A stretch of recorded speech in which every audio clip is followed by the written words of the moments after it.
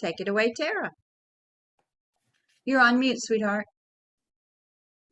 Okay, let's try again. Welcome everyone to our meetup tonight. Whether you're joining in person or you're listening to the replay, we're super excited to have you here tonight. And if Mary could flip to the agenda slide, I'll just quickly roll through the agenda for tonight's call. And I need to move my screen here so I can read it. All right, so tonight we're going to be covering the run segment and course overview. Joe O'Gorman will be speaking to that. Laura from Wreston Association is going to be giving some updates and talking about some swimming options for you all. Hey, which Chair. I'm excited about. Can you hear me? Okay. Mike, hopefully I'm pronouncing your last name correctly. Shurer is going to be speaking about USAT triathlon. Can you help me with this? Okay, can everyone go on mute, please? Thank you. All right, I'm going to be talking a little bit about the virtual try and then be having a wrap up for everyone this evening. So if you've got questions or comments as we're going through the presentation tonight, please be sure to put that in the chat window and we'll be sure to get your questions answered. Okay, and I'd like to introduce and turn over the program to Joe O'Gorman. No, it's fine. Yeah, but, oh, okay. Hello. If everyone could go on mute, There please. we are. Joe, I'll turn it over to you. Okay, thanks, Tara. Looking forward to having an opportunity to explain a little bit about the run course. Mike is probably going to come back and correct a couple of things that I have to say. You are muted. Unmute. Couldn't that be it? We're going to be following whatever guidelines are in effect relative to COVID at the time of the event. One of the things that'll be very important is going to be being aware of how much hotter it's going to be than our standard early June timing.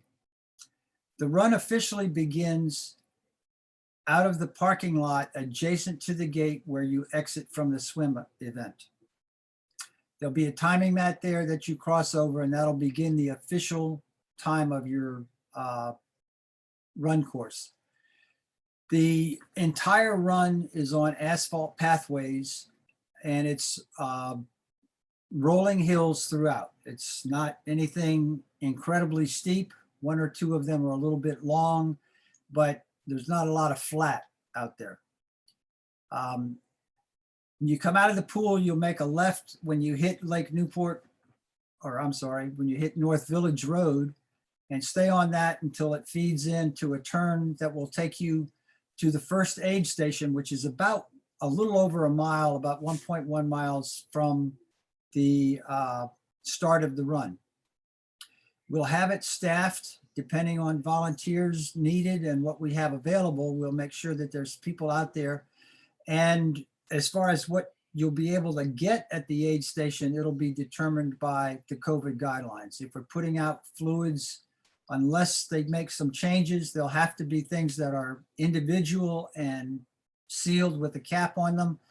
And because of the heat and the distances that you'll be going between aid stops, it might be a good idea to bring your own hydration with you.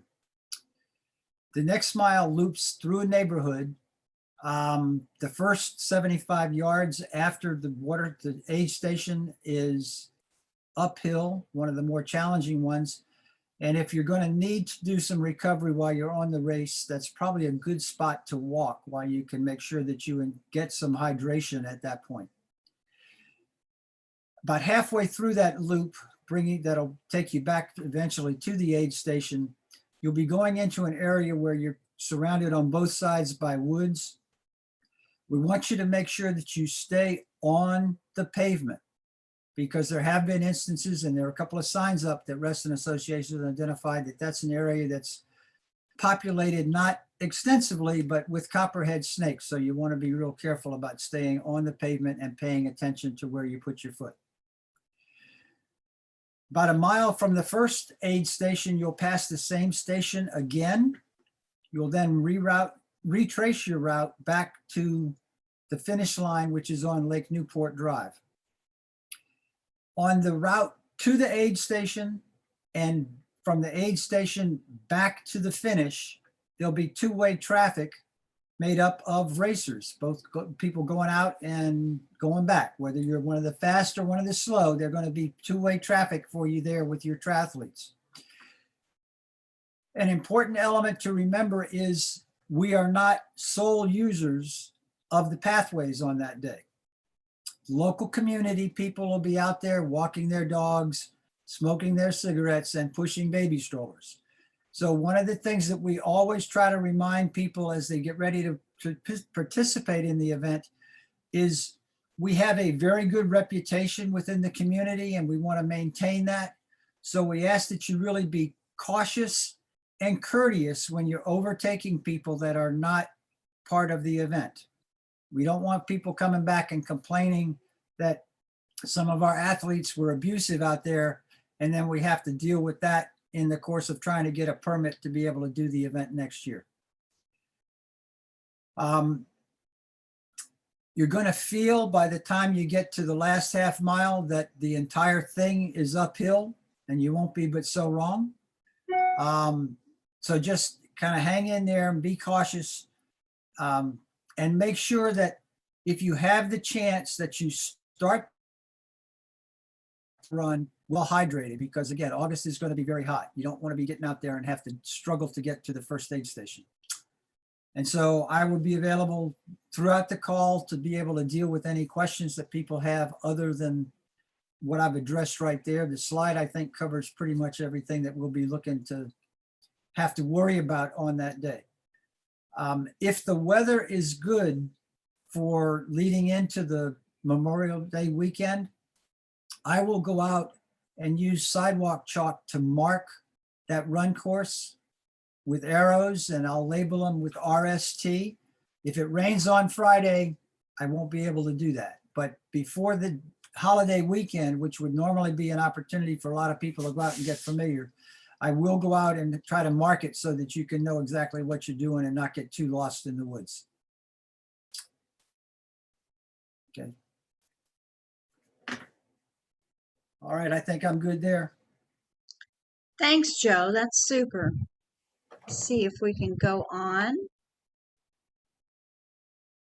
And next we have Laura Kowalski, Director of Recreation at Wreston Association. Hi, everybody. Laura. Thank you. Thank you. Hello, everybody. Thank you for having me. As Mary mentioned, I am the Director for Recreation at Wreston Association, and I have been proud to have helped organize and be a participant and many years ago in the sprint triathlon and the Wreston relay triathlon. So it's exciting to be here to talk about RA facilities.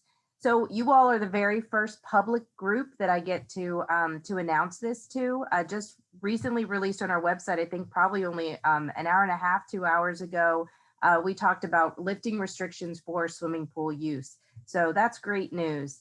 As you all know, the Governor Northam announced lifting restrictions this coming Friday, the 28th. And our next stop was, okay, great, that's good. Now we have to go to the health department and see if the health department has any additional restrictions that we need to implement. So we're given the go ahead. We are clear to transition back to full capacity. So very excited about that. So we're going to start that transition beginning on this Friday. So we have 2 facilities open right now, Rich Heights and North Shore pools. Beginning this Friday, we will still require reservations because we do have people that have made reservations all the way through Memorial Day weekend. But on June 1st, we will no longer require reservations at any of the pools. So this coming weekend, we will have reservations in place, but it will be at full capacity. And our pools rarely reach capacity, so everyone should be able to find a time to swim. On Memorial Day weekend, we increased to 7 pools. And then after Fairfax County schools get out, we open to 12 pools this year. We did have one very popular item that's going to stick. And it may be true with some of you participating in the triathlons. We had a request to continue lap swim reservations so that if you know you want to go at a certain time and be able to get in, do your workout and leave, you'll be able to do so. If you didn't make a reservation, that's okay. At those facilities where we have 2 lap lanes, the other lap lane will be reserved, be able to accommodate walk-ups. So you can still visit the pool as you normally would and jump in a lane. It's just, you have to wait for the others to get out before you jump in. So I'll stop there. Are there any questions about pools before I talk about how you get in? So I'll talk about the passes, and then I'll go into some other logistics, like how many people per lane. So in order to use the facilities, if you are a Wreston Association member, you can already purchase your pass, a recreation pass. You go to the Wreston Association website, and that's wreston.org /aquatics. And you can see on the screen, there's actually a button that says, on the front of the web page, that says where to go. And you'll be able to use the registration system, purchase your pass. And then if you would like to make a reservation for lap swim, you're able to do so, or the pool hours will be listed there and you can just visit one of those facilities. So an adult member is $30 to renew or $35 to purchase a new pass. Non-members, if you don't live in Wreston or are part of the association, you can still purchase a pass. We have a variety of passes available that are from they're year-round. Pools are May through September. We do open early. I mentioned we have 2 open already, and we stay open through the end of September with 2 heated facilities. So a family recreation pass, if you want to do that, that's $450. If you're just looking for an individual, it's $350. Or I know many of you participate and work out together. Maybe go with a member. It's only $10 each time you go. You do have to stay with the member as a guest. I know that we're also, in the past, we've done something with a recreation, a special pass for sprint users. And I believe that Tara Lynn and Mary and I are going to be having some conversations about that as we get closer to the race too. So once you're there, you can have guests pay at the door, as long as they're with a member, that's fine. Once you're there and you've made your reservation or you just decided to walk in, the capacity for lap lanes is between 2 and 3 swimmers in a lap lane is ideal. Right now with the COVID restrictions we have in place, it's 2 people in 1 lane for a 25 meter. And then for Lake Newport is a 50-meter facility, and we allow 3 people in those lanes. And that's typical when you go to the facility, unless it's really crowded and it's only lap swim. You may experience more, but it's typically between 2 and 3 people in a lane during our non-COVID times. Is that any questions? No? Okay. You're doing great, Laura.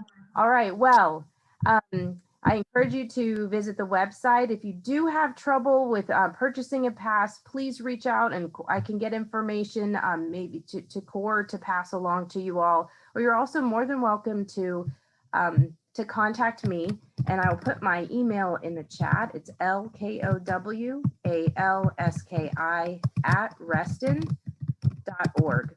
And I will put that in the chat so that you have that available. And you can see, I just love that picture. Those are my kiddos. They did a Core Foundation event called the Splash and Dash. And we had a great time. It was a superhero theme. And I hope that those little kiddos will be back in action at the sprint when they're old enough. So have a great evening. That's wonderful. Thank you so much, Laura. Exciting news to know that the pools are opening back up and full capacity. So that answered my question already. If we have to worry about how many people on the pool deck, it should be just like it always was in the past, right? Yes. Love to hear that. Thank you. So next we have Mike Shurer, sitting there with his lovely wife, Dana, like in the picture here, longtime RST athletes. And Michael is also a USAT official. Michael, take it away. Thank you, Mary. It's a pleasure. Dana? I'm here because I've done 13 of the sprint triathlons, as well as Wreston triathlon, the big one. I've been on Team USA with Joe Gorman, who spoke earlier. We raced in Switzerland about a little over a year ago, just pre-COVID. So we're both, all of us are anxious to get back in the water and on our bikes and out on the paths. So. Okay, appreciate it. Well, again, I'm Mike Shurer. I'm a USA Triathlon certified official. I've actually been the head official for the sprint tri on a couple of occasions. I'm also certified by the International Triathlon Union, and I'm a national triathlon official for NCAA sports, which has been really exciting, which are draft legal races. But like all sports, we have rules. And USAT, USA Triathlon, as the sanctioning organization, has a set of rules, and they're important. It's to provide several things: fair competition, which is incredibly important because this is a competitive event. Also, safety. Everything's geared in safety, and also, believe it or not, enjoyment of our sport, because the vast majority of people that participate in triathlon are there for the fun to accomplish something. And we know that the sprint tri has a high percentage of first-time triathletes, which can make or break whether they really get involved with a sport that, frankly, when I was younger, didn't exist. And it wasn't until my 40s that we discovered triathlon, and it became a central part of our life. So my goal tonight is to just stress some of the most important rules that will help you. I'm going to assume you don't know all the rules, or you don't have a lot of experience, and that way, I can speak to everyone. Always available for questions at a later time. First of all, this is a non-draft event. There are different rules, and some events allow drafting. This does not, and so I'd like to cover some of the most important things. The first two that are the most important is this. This is a helmet.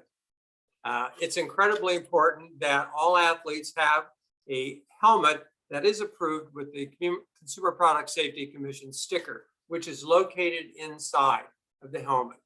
If there's one piece of equipment that ensures safety, it is this. And so your officials are very concerned about that, and there will be make sure that all people have the helmets on prior to, as well as straps being clipped before you touch your bike is the most important thing. You should know that if someone went out without, and it happens, without a helmet, that's an immediate disqualification. It's a 2-minute penalty if in fact you are in and don't have it clipped in the transition area when you are touching your bike. Now, in this event, it won't be a real big deal, but people will be yelling in straps and helmets for a good reason. I'd like to really spend a little time on the Viking aspect of this. First of all, there's really 5 basic parts of of drafting that are important, and that is each participant is asked to maintain at least a 3 bike length distance from the competitor in front. It's for safety, and it's also because to avoid unfair competition where drafting within that rate can increase your efficiency by over 18%, and that can be a fairness issue. Now, when I say 3, it's from the front of your tire to the back of their tire, and it's approximately 3. You have 15 seconds to pass if you enter what's the draft zone beyond that. No one's going to be calling penalties at 15 seconds. Usually it's around 30. But you must, if you enter that zone, you must make an effort to pass, or you're subject to a penalty. Position is also important. This is just like driving a car. You ride on the right-hand side of the lane. Whether there's double lines, yellow line, or just broken white lines, the lane that you're in, you stay on the right-hand side to allow faster athletes to pass on the left.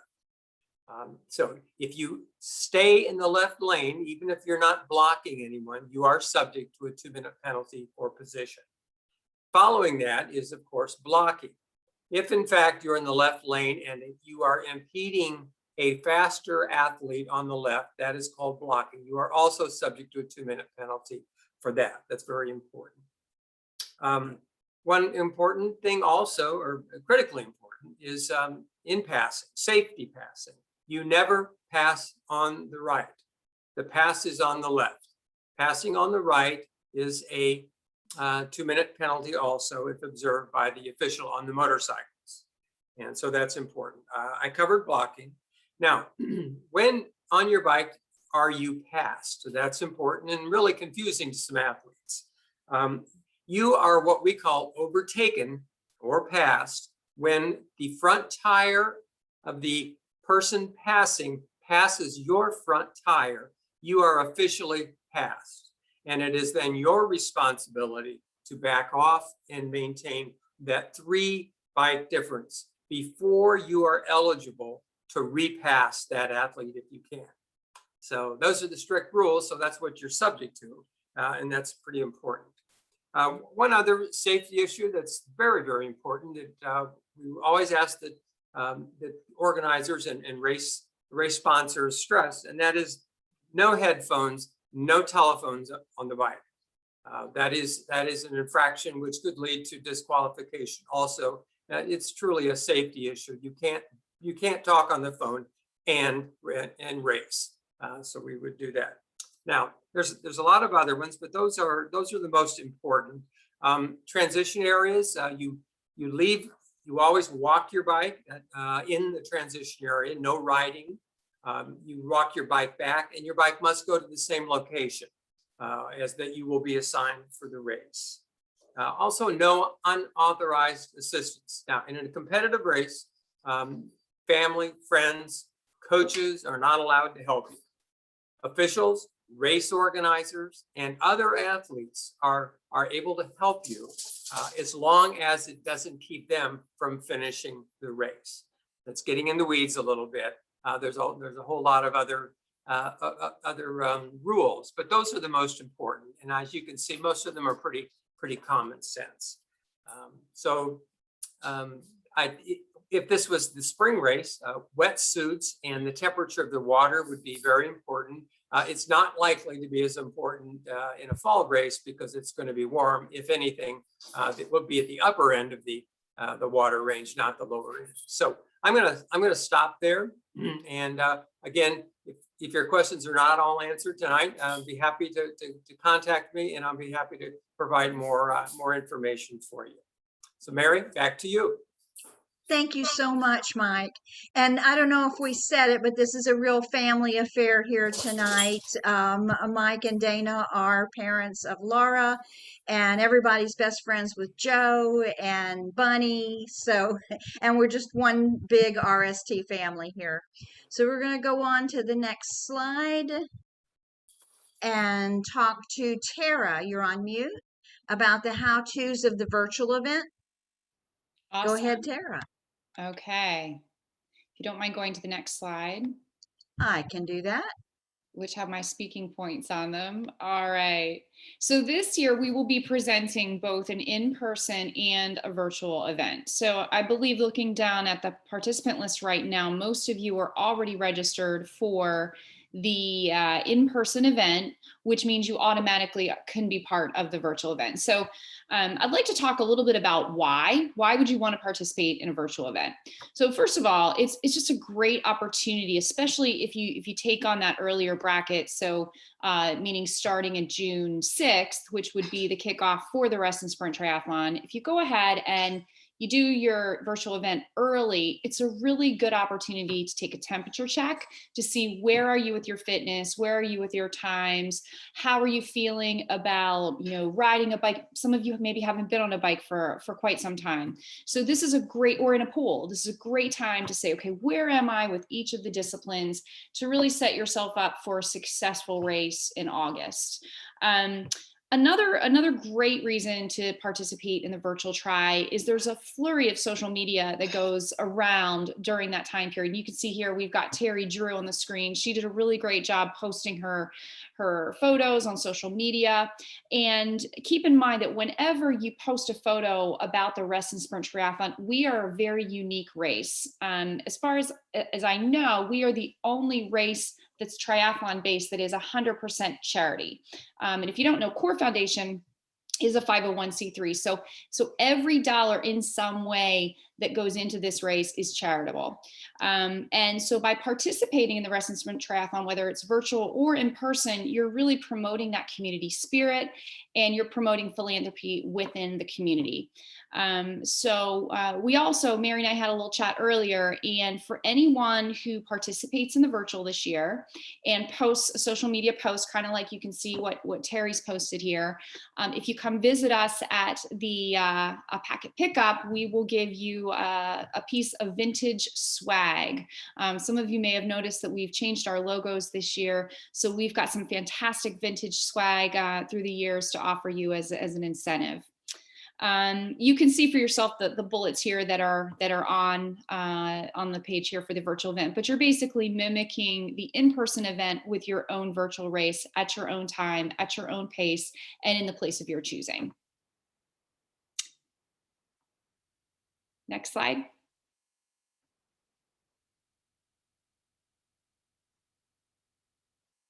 Okay, I'm really excited about our gear this year. As you can see, this is our new branded gear. It has the new logos. There are a number of pieces to choose from in the store. There's a cycling jersey, a tri-top, tri-shorts, a jacket, and they are super snazzy. They've got the hashtags, be the change down the side, and I just really, really love the design that we've come up with this year. So there are a couple ways that you can earn the swag. You can race with purpose, which we're going to talk about in a second, or you can purchase them outright as well. Order by July 1st. We've got that as the date right now. Keep in mind that could change. COVID times right now with shipping, with manufacturing, with printing are extended. So we've got some time built in there. That time frame could change just a little bit. So if you're interested, this is the time to really get on the to get on the bandwagon and get your gear ordered or get signed up to be a fundraiser. Okay, we're going to talk a little bit about Race with Purpose. So this is our fundraising program. As you can see, we've got different levels of incentives, and at the minimum level, which is $500, you get a free guaranteed entry into the Wreston Sprint Triathlon, or you can also attend the Core Giving Gala. So you can have your choice of those two things. We'll have a special shirt for our fundraisers, and you can be featured in the Wreston Sprint Triathlon blog. At $1,000, that's where you get your special limited edition cycling jersey or a tri-top, and that is added into the benefits. And then as you can see, for the $1,500 and $2,000 levels, we have other benefits added in with the tri-shorts and a free guaranteed entry into the Wreston Sprint Triathlon and a VIP ticket to the Core Giving Gala at the highest level. So if you'd like to, you're interested in fundraising, please reach out. I will put my email in the chat, and I'd be happy to talk to you about that and help you get set up with your fundraising page. It takes about 5 minutes to get that started. And we can also give you some pointers on how to do your fundraising.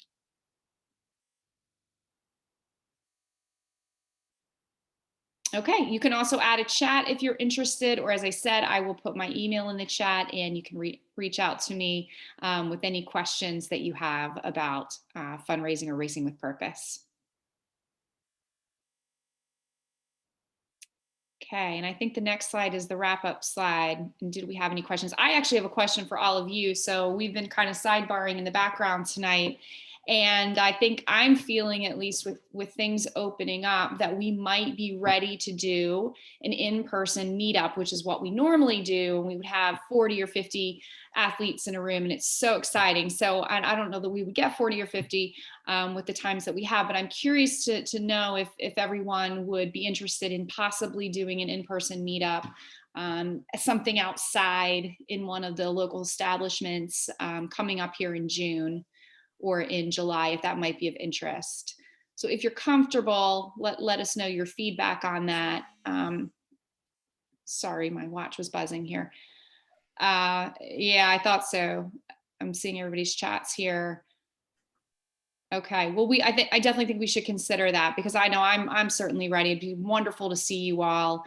So does anybody have any questions here for any of our panelists tonight? Thanks to all of our panelists. This was a really, really great call. I'm just going to give it a second here and see if anybody's got any questions. Mary, our next meetup is on the 21st of June, correct? Correct. And then July 12th. And July 12th. Okay, fantastic. All right, well, if we don't have any other questions, then we'll look forward to seeing you all on June 21st.